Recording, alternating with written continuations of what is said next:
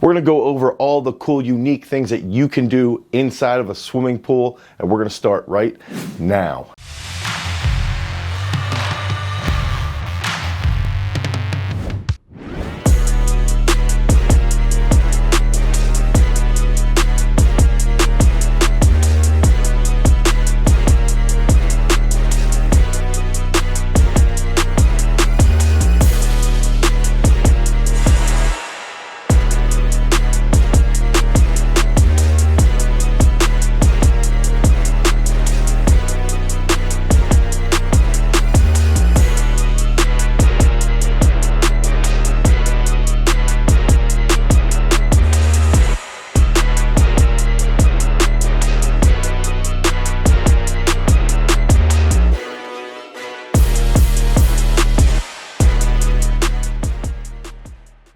What's up, everybody? It's Dane Miller from GarageStrength.com, and if this is your first time to the channel and you're interested in becoming a better athlete, you want to learn more about sports performance, make sure that you like, you subscribe, and you ring that notification bell so we can help you become a beast. So a lot of times strength athletes will travel someplace, or they're going on vacation, or maybe even they're located near a pool. And there's a lot of guys that tend to be a little bit bulkier and they don't want to go in the pool. They have no idea what they could be doing. They don't want to get outside of their comfort zone. They don't want to push themselves in another realm. And what ends up happening is this can be a travesty. This can be something that you can take advantage of. You can train in other realms of your sport that's going to help you become a little bit more well-rounded. Think about a freestyle wrestler. They're extremely strong. They're extremely explosive. They need to have all of these factors, but now get them inside of a pool, get them off the mat, get them outside their comfort zone. Now we can start to build their endurance a little bit differently. Now we can start to target things that we haven't targeted in the past. And these are all unique things that you can typically take advantage of that a lot of times your opponents might not be doing. So you can get that little bit of an edge.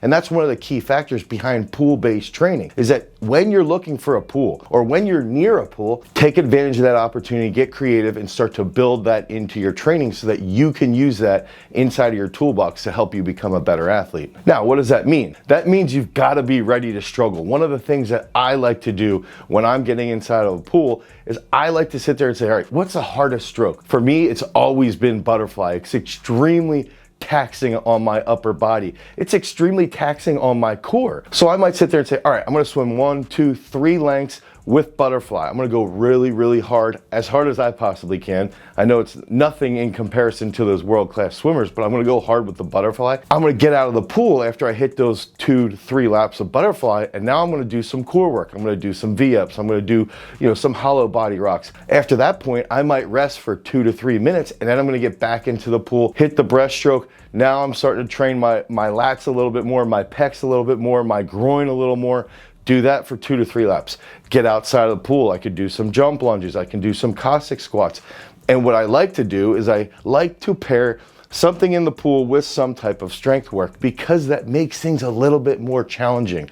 I like to think about embracing my inner Michael Phelps, embracing that aspect that not many strength athletes like to do. And now, what's even cooler is you start to get a really, really ridiculous pump. But remember, we're not training to be swimmers. We're training in different sports, right? So it's okay if we're looking to get a little bit of a pump. It's okay to get your heart rate to skyrocket. And that's one of those key factors with swimming-based training, is that it is extremely hard as an endurance sport. And when you can get into that endurance aspect, you're gonna feel things that you otherwise never would have felt. And that's one of the very unique things behind swimming. Another factor, freestyle. It's an easier stroke. Almost everybody on the planet who knows how to swim can execute a decent crawl stroke. So we're gonna get in, we're gonna do freestyle, down, back, and then when we get out, we might hit some clap push-ups. We might hit some air squat and jumps. But now you're sitting there and you're starting to target things a little bit differently. Your arms, your shoulders, and again, your lats and your abs. What you end up doing is the next day after you hit these workouts, you are extremely sore throughout your entire upper body range. And now, because when you're doing these core exercises in conjunction with that pool work, you're really starting to realize how important trunk stability, trunk control is for swimmers. So when you're doing this work, Make sure you get out of your comfort zone. Make sure you recognize that being in the pool is extremely hard, but it can be very, very fun.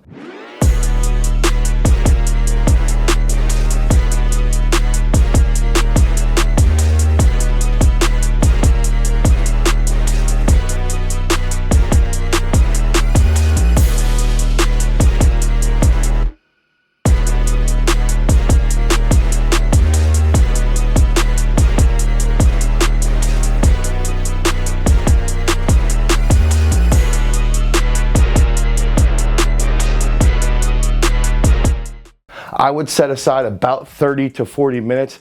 Get a decent warm up in. Make sure that even when you're with your strength work, make sure that you're feeling nice and mobile. You're in a position where it's safe, because remember, swimming can be extremely challenging. Now you're in a safe situation. You can warm up your shoulders properly. You can do some band work. You can do some easy push-ups.